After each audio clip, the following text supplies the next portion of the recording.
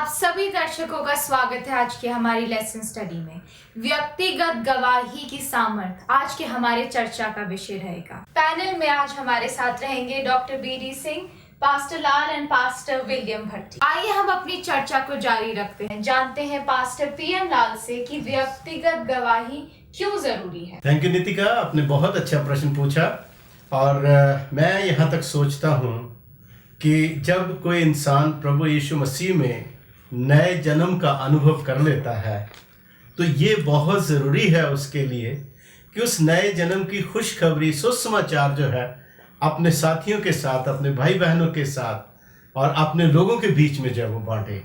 और वचन में भी लिखता है, प्रभु के वचन प्रेरितों के काम उसका पहला अध्याय उसके 8वें आयत में मैं पढ़ना चाहूँगा आपके लिए।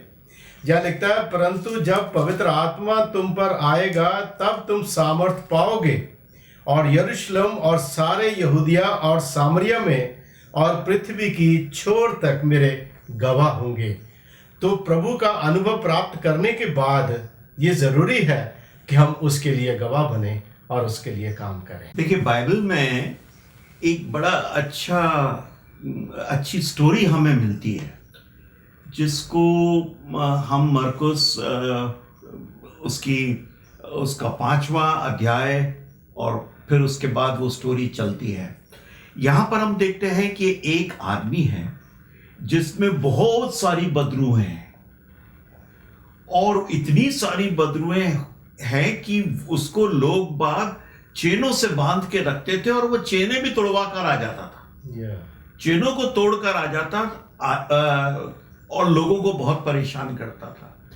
तो लोग उस गांव के या उस शहर के उससे बहुत परेशान थे। हम देखते हैं जब प्रभु यीशु मसीह इस गांव से या शहर से निकल रहे थे तो इस शख्स ने उनको पहचाना और बोला, खुदा का बेटा कहते हुए वो प्रभु यीशु मसीह के पास गया और उससे कहा, उसने चाहा कि वो हील किया जाए, वो चंगाई पाए और प्रभु यीशु मसीह ने उसे चंगा किया और उसमें से सारी बदरूहों को निकाला। स्टोरी काफ़ी लंबी है। यहाँ अंग्रेजी की बाइबल में वर्ड आया लेजियन का मतलब बहुत सारी, हजारों में। तो और वो सुअरों में चली गई बदरूहें और सुअर जाके तालाब के अंदर गिर गए और सब मर गए। इस तरीके की कहानी है। लेकिन हम देखते हैं कि जब ये बिल्कुल ठीक हो गया तो वो प्रभु यीशु मसीह के अच्छे कपड़े पहन बना के वो प्रभु यीशु मसीह के कदमों में बैठा हुआ था और गांव वाले आए और उन्होंने देखा कि ये आदमी इतने सालों से जो पागल है और वो इतने सालों से बदरूहों से जकड़ा हुआ है, तो ये कैसे चुपचाप बैठा है और कैसे सुन रहा है। और जब प्रभु यीशु मसीह जाने लगे, किश्ती में चढ़ने लगे, उस जगह को छोड़ने लगे, तो इस शख्स ने कहा कि मैं चलता हूं, तेरे साथ चलूंगा। तो बोला, नहीं, तू कहाँ जा, अपने शहर जा। अब देखिए, बाइबल में जो जिक्र आया है वो एक डेकापोलिस कहते हैं। डेका मीन्स 10, आप सबको मालूम है। Deka means 10 and police means city. तो 10 सिटीज का ये एक शहर था और ये उसको बिलोंग करता था। उसने बोला, नहीं, तू जा और जाकर गवाही दे कि तेरे साथ प्रभु ने क्या किया। अगर प्रभु यीशु मसीह चाहते तो वो उसको अपने साथ ले जाते, लेकिन नहीं, उन्होंने चाहा कि ये आदमी जाए और जाके अपने शहर में गवाही दे। तो गवाही बहुत जरूरी है और खास तौर से व्यक्तिगत गवाही। जो इंसान खुद एक्सपीरियंस कर चुका है, उससे बढ़िया कोई गवाही प्रभु यीशु मसीह की नहीं दे सकता। आप अगर देखें मरकुस 5वां अध्याय और उसकी 19वीं आयत, भाई साहब मैं आपसे दरखास्त करूंगा मेहरबानी से पढ़िएगा। मरकुस 5 उसकी 18 और 19 में लिखता है, और जब वो नाव पर चढ़ने लगा तो वह जिसमें पहले दुष्ट आत्मा थी उससे विनती करके कहने लगा, मुझे अपने साथ रहने दे।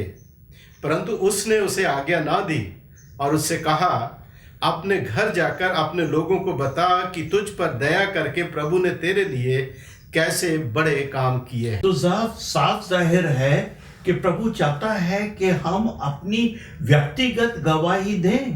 प्रभु ने जो दया उसको दिखाई, उस दया का व्याख्यान या दया का बयान वो जाकर अपनी जगह पर करे। प्रभु के साथ जाने से गवाही नहीं होती। गवाही तो जब वो गया, अपने शहर में गया, डेकोपोलिस में गया और वहां जाकर उसने गवाही प्रभु के विषय में दी, तो लोगों ने जाना कि प्रभु यीशु मसीह ने उसके लिए कितना बड़ा काम किया। हम डॉक्टर सिंह का इतने अच्छे विचार के लिए थैंक यू बोलेंगे। जैसा कि हमने देखा कि उस इंसान को यीशु मसीह ने दोबारा उसके गांव में भेजा, क्योंकि जो उसकी जो व्यक्तिगत गवाही है वो उस गांव के लोगों के लिए प्रभावशाली साबित हो सकती थी, क्योंकि वो उसके पुराने जीवन को जानते थे। इसी विचार को और इसी चर्चा को हम जारी रखेंगे। आप कहीं मत जाइएगा, लौटेंगे एक छोटे से ब्रेक के बाद।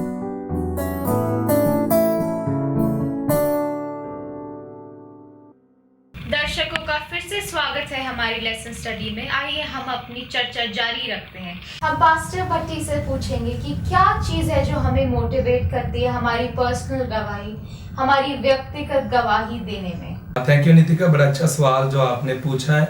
और मैं बाइबल से आपको बताना चाहता हूँ कि प्रभु यीशु मसीह जब कब्र में गए थे और तीसरे दिन जब वो जी उठे थे, तो बाइबल में हम पढ़ते हैं कि मरियम मगदलीनी जो है वो तीसरे दिन जो है वो सुबह कब्र पे जाती है, वो देखने के लिए जाती है यीशु मसीह की बॉडी को।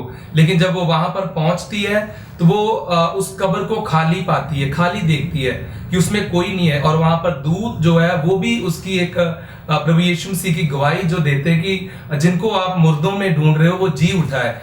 और आगे जब हम देखते हैं तो जब मरियम को ये बात पता चलती है तो उसके बाद हमें पता चलता है कि वो बड़ी तेजी से दौड़ती है, पीछे जाती है, उन चेलों के पास जाती है जो बड़े उदास थे और परेशानी में थे, और उनको जाकर वो गवाही देती है, उनको जाकर बताती है कि प्रभु यीशु मसीह जो है वो मुर्दों में से जी उठे हैं। और मैं आपके लिए यहाँ पर वचन पढ़ना चाहता हूँ जो कि मरकुस 16 और उसका 10 में लिखा है। यहाँ पर लिखा, उसने जाकर यीशु के साथियों को जो शोक में डूबे हुए थे और रो रहे थे समाचार दिया।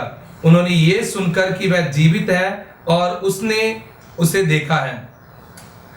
यहाँ पर हम पाते हैं कि किस तरीके से जब उसको पता चलता है तो वो जल्द से जल्द जाकर वो प्रभु यीशु मसीह की जो गवाही है उसके चेलों को जाकर बताती है। मरियम को जो खुशी मिली, उसको इतना बड़ा अचंभा हुआ, वो उस खुशी को दबा नहीं सकी और वो उस खुशी को बांटना मांगती थी। और खास तौर से उस एक्सपीरियंस को जब स्वर्गदूत ने उसको ये बताया कि वो तो जिंदा हो गया, वो यहां पर नहीं है, तू आके अंदर देख ले, उसके कपड़े उसने वहां पर देखे, वो उसका फर्स्ट हैंड एक्सपीरियंस था। तो वो वहां से भागी है और सबसे पहले उसने उस खुशी को किसके साथ बांटना मांगा? वो लोग जो मसीह की जुदाई में रो रहे थे, गमगीन थे, जो मसीह के चेले थे, उन लोगों के पास वो भाग कर गई और उनसे उसने शेयर किया और उनको बताया मसीह तो जिंदा हो गया। और मैं इमेजिन कर सकता हूं किस तरीके से वो पागलों की तरह भागती हुई गई होगी, उसके कपड़े इधर उधर जा रहे होंगे, उसके बदन के रोंगटे खड़े हो गए होंगे उस खुशी के मारे। लेकिन उस खुशी को वो बांटना मांगती थी। वो फर्स्ट एक्सपीरियंस जो उसने लिया, प्रभु की ग्रेव को, उसकी कब्र को खाली देखा, वो जाके दूसरों के साथ शेयर करना मांगती थी। So it is your own experience that you share with others. आपका खुद का जो व्यक्तिगत तजुर्बा है वो आप दूसरों के, अगर आपने मसीह को चखा नहीं, मसीह के साथ कोई तजुर्बा नहीं किया, तो आप उसकी गवाही भी नहीं दे सकते। मैं सोचता हूं ये बेवकूफ़ी की बात है। हर कोई उसकी गवाही नहीं दे सकता। वही शख्स दे सकता है जिसने मसीह को पहचाना है, जिसने मसीह के साथ जिया है, जो मसीह के साथ चला है, जिसने मसीह को चखा है, वही मसीह की गवाही दे सकते। हम इतने अच्छे डिस्कशन के लिए आप सबका शुक्रिया अदा करते हैं। पर मेरा सवाल है सर से कि हम आजकल की परिस्थितियां देखते हैं कि हम प्रभु का प्रचार कैसे नहीं कर सकते। जगह जगह देशों देशों में कई जगह कानूनन प्रचार करना हम नहीं कर सकते। कई क्रिश्चियंस को परसिक्यूट करा जा रहा है, हम न्यूज़पेपर्स में पढ़ते हैं। तो इन परिस्थितियों में आप कैसे समझते हैं कि हम खुदा का प्रचार कैसे कर सकते हैं? तुम्हारा सवाल नितिका बहुत अच्छा है। ये सिचुएशन या ये परिस्थिति हमेशा से बनी आई है, जब से मसीह इस दुनिया में आया और आज तक मसीह के नाम को प्रचार करने के लिए पाबंदियां लगाई गई। हम चले, जब मसीह आसमान पर उठा लिया गया था अपने पुनरुत्थान के बाद, उस समय याजकों ने बुलाया, पतरस ने और यूहन्ना ने एक लंगड़े आदमी को मंदिर के सामने चंगा किया था। बुलाया, तू किस अथॉरिटी से, किस अधिकार से तूने ये काम किया? बोला, तुम लोग ये पूछ रहे हो। अब भाई उन्होंने अच्छा और भला काम किया, लेकिन उसके ऊपर भी वो याजकों को पसंद नहीं आया कि वो और यही नहीं, उस समय ये लोग मसीह के नाम से बपतिस्मा दे रहे थे और मसीह के नाम से पुनरुत्थान को प्रीच कर रहे थे, उसका प्रचार कर रहे थे। तो मेरे कहने का मकसद ये है कि ऑपोजिशन हमेशा रहा और हमेशा रहेगा। मसीह ने खुद ने कहा कि दुनिया ने मेरे से नफरत करी, वो तुमसे भी नफरत करेंगे। तो और सबसे बड़ी बात तो यह है कि लोग बगैर मसीह को जाने, बगैर मसीह को पहचाने, मसीह से नफरत करते हैं। क्यों करते हैं ये हमें मालूम नहीं, खास तौर से हमारे देश में। लेकिन एक दफे जानने की कोशिश तो करें, वो होता नहीं है। नफरत होती रहेगी और ऑपोजिशन हमेशा बना रहेगा।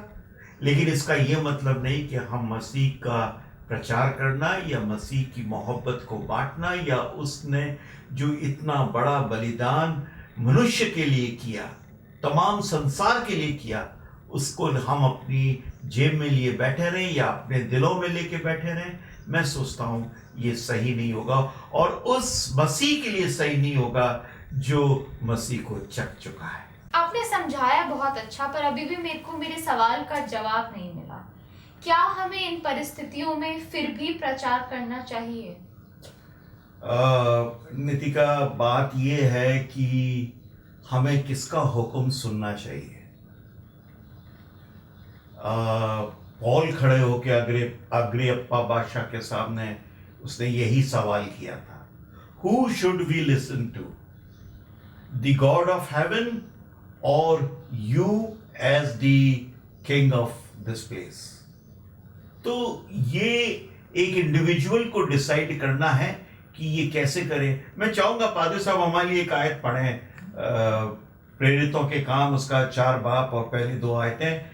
यहाँ पर लिखा, जब वह लोगों से ये कह रहे थे तो याजक और मंदिर के सरदार और सदूकी उन पर चढ़ आए, क्योंकि वह बहुत क्रोधित हुए कि वह लोगों को सिखाते थे और यीशु का उदाहरण दे देकर मरे हुओं के जी उठने का प्रचार करते थे। आपने देखा नितिका कि उस समय भी ऑपोजिशन था, उस समय भी प्रभु को कोई एक्सेप्ट कर नहीं रहा था। और जो यूहन्ना और पतरस जब उसका प्रचार कर रहे थे तो उनको बुलाया गया, उनको याजकों ने अपने सामने रखा, भाई किसके अधिकार से तुम ये काम कर रहे हो। हम इसी चीज को यहीं थोड़ी देर के लिए रोकेंगे, एक छोटे से ब्रेक के लिए। आप कहीं मत जाइएगा, हम लौटेंगे एक छोटे से ब्रेक के बाद।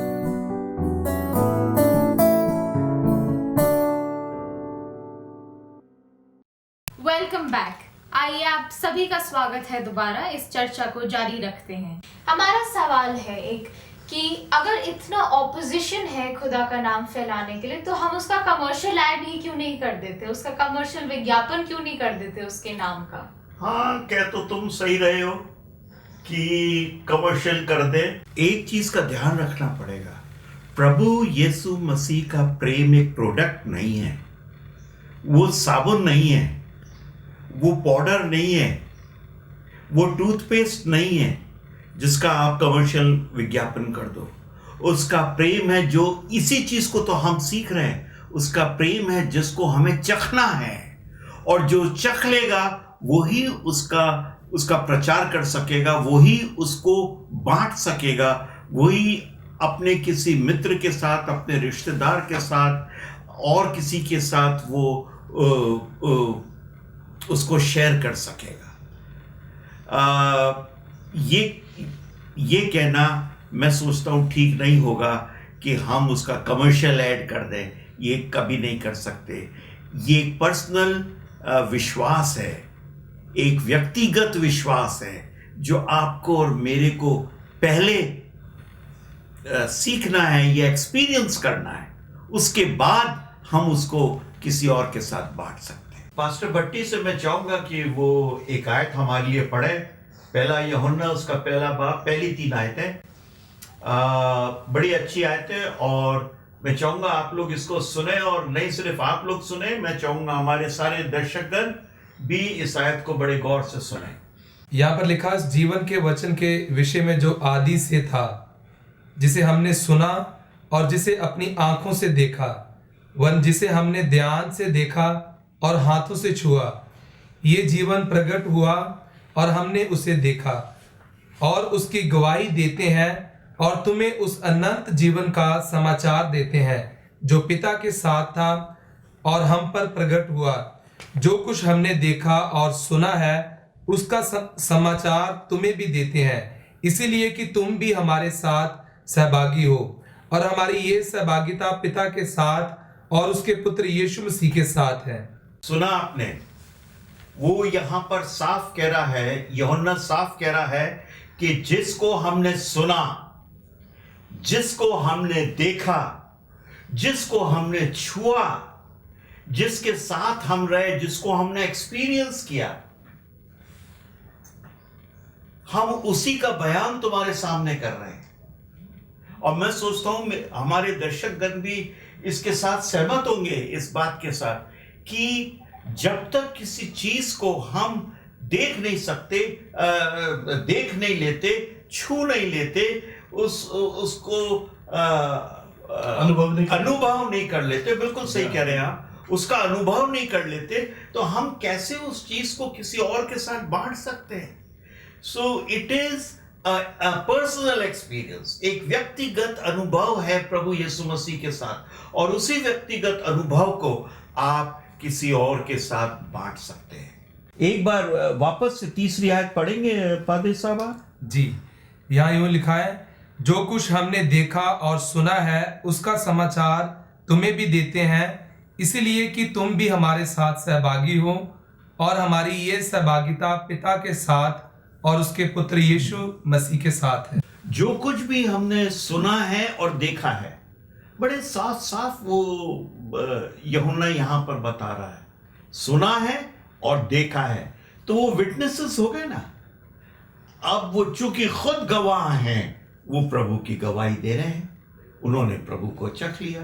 देखिए, बार बार एक ही चीज पर मैं स्ट्रेस कर रहा हूं, और वो ये है कि जब तक आप मसीह को नहीं चखेंगे, मसीह की गवाही देना इम्पॉसिबल है, असंभव है। मैं चाहूंगा पास्टर लाल हमारे लिए पढ़ें गलतियों उसका 2रा अध्याय और 20वीं आयत। बड़ी खूबसूरत, बड़ी अच्छी आयत है, और देखते हैं यहाँ पे पौलुस रसूल क्या कहना मांग रहा है। गलतियों 2 बाब उसकी 20वीं आयत। यहाँ यूं लिखता है, मैं मसीह के साथ क्रूस पर चढ़ाया गया हूँ, अब मैं जीवित ना रहा पर मसीह मुझ में जीवित है। देखिए, ये पर्सनल एक्सपीरियंस है, एक व्यक्तिगत एक्सपीरियंस है। मैं मसीह के साथ क्रूस पर चढ़ाया गया, अब मेरे अंदर मसीह रहता, मैं नहीं जीवित हूं। वंडरफुल, बहुत ही अद्भुत चीज है। ये एक एक्सपीरियंस है जो कि पौलुस रसूल ने किया, और ये हर मसीह को ये एक्सपीरियंस करना पड़ेगा, ये अनुभव करना पड़ेगा, और जब तक वो ये अनुभव से नहीं निकलेगा, वो मसीह की गवाही कभी देने के योग्य हो ही नहीं सकता। और उतनी पावरफुली दे नहीं सकता और इतनी पावरफुली नहीं दे सकता जैसे पौलुस ने। पौलुस देखिए, उसने अपने तमाम जिंदगी उसने कहा मैं मसीह का गुलाम हूं। अब गुलाम कौन हो सकता है? अब आप जानते हैं, गुलाम has got no will of his own. उसका मालिक जो कहेगा वो करेगा, जो मालिक कहेगा वो करता है। मालिक उसको अगर बेच दे तो वो बिक जाता है, और मालिक उसको मार दे तो वो मर जाता है। गुलाम तो गुलाम है। गुलाम और सर्वेंट में फर्क होता है। देखिए, वो कह रहा है मैं मसीह का गुलाम हूं। गुलाम तो संपत्ति माने जाते थे ना, संपत्ति माने जाते थे, और वो वाकई में अगर मैं नहीं रख सकता एक गुलाम को तो मैं उसको बेच देता था मार्केट के अंदर। तो जब तक कि हम मसीह को एक गुलाम की तरह नहीं उसकी सेवा कर सकते, उसे प्यार नहीं कर सकते, अजीजों, गुलाम वही बन सकता है जो उसे प्यार करता है, प्रेम करता है। और ये अनुभव होना, एक व्यक्तिगत अनुभव होना बहुत जरूरी है। इससे पहले हम व्यक्तिगत गवाही दें। सड़क के ऊपर मैं बाइबल खोल के खड़ा हो जाऊं और मसीह का प्रचार करना शुरू कर दूं, अजीजों, कितने लोग सुन लेंगे और कितने लोग मेरी बात को मान लेंगे? मेरा जीवन एक गवाही होना चाहिए। बिल्कुल सच बात है। मुझे मसीह के जीवन को ओढ़ना है। प्रैक्टिकल गवाही, प्रैक्टिकल गवाही होनी चाहिए, वो बहुत जरूरी है। ये बहुत जरूरी। हम आप सभी का शुक्रिया अदा करते हैं इतने अच्छे डिस्कशन के लिए, और जिससे हम इस लेसन स्टडी को एंड करें। हम पादरी साहब आपसे रिक्वेस्ट करेंगे कि आप हमें एक छोटी सी दुआ में लीड करें। आइए सब अपनी आंखों को बंद करेंगे और प्रार्थना में जाएंगे। स्वर्गीय पिता, आपके पास आते हैं, धन्यवाद करते हैं इस समय के लिए, और जो भी आज की लेसन स्टडी में खुदाबंद हमने व्यक्तिगत गवाही के बारे में सीखा है परमेश्वर, हम सिर्फ सीखने वाले ही नहीं बल्कि खुदाबंद इन चीज़ों को अपनी लाइफ में इस्तेमाल करें और खुद एक परमेश्वर लोगों के लिए गवाही बन सके, और जिससे प्रभु यीशु मसीह के नाम को जलाल मिले और भी कई लोगों को आपके स्वर्गीय घर के लिए तैयार कर सके। प्रभु यीशु मसीह के नाम से मांगते हैं, आमीन। आज के लेसन में जैसा हमने सीखा बाइबल से कि कैसे डिसाइपल्स की पर्सनल टेस्टिमनी, पर्सनल गवाहियां लोगों के जीवन में प्रभावशाली रही है। तो आइए हम दुआ करें कि हमें होली स्पिरिट मोटिवेट करे कि हमारी जो पर्सनल टेस्टिमनी है वो औरों के जीवन को इंस्पायर कर सके, उनकी लाइफ्स को मूव कर सके। हम मिलते हैं आप सबसे अगले एपिसोड में। उम्मीद करते हैं कि आप हम सबको उधर ज्वाइन करेंगे।